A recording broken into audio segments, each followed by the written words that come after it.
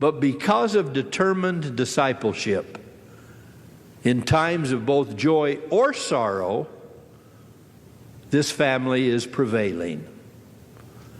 In a recent email, which I share with you by his permission, my friend wrote, "Over the last few months, my world has become very small, the size of a hospital bed, or perhaps a sick room. My wife's recovery after her kidney transplant has proven to be difficult, and she has spent the last month in and out and in and out of the hospital. As a result, I have unplugged from much of the world around me.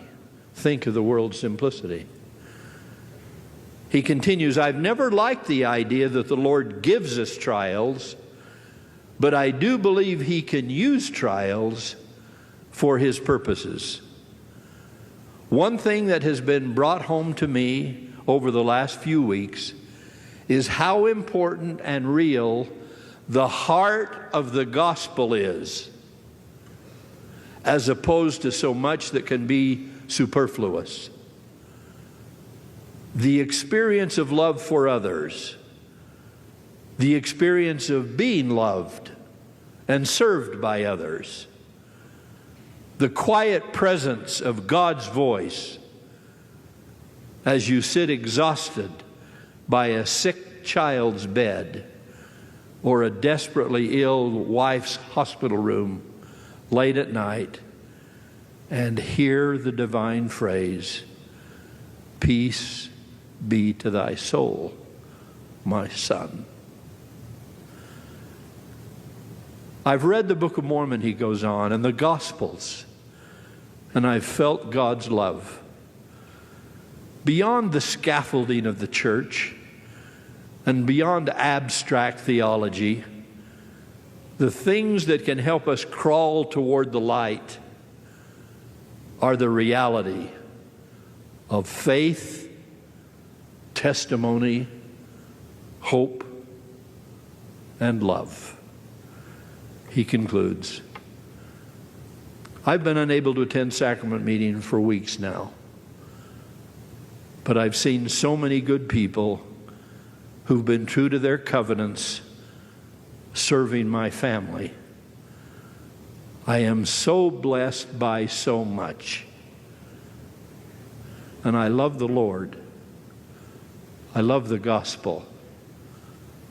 I love the restoration. And I love the church."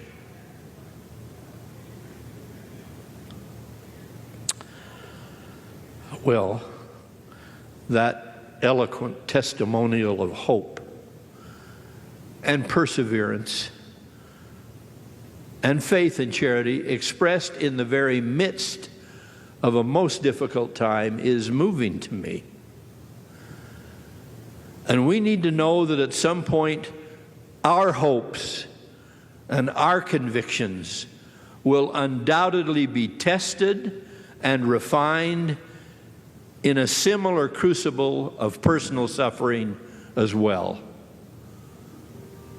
My beautiful young friends, untested faith isn't much faith at all.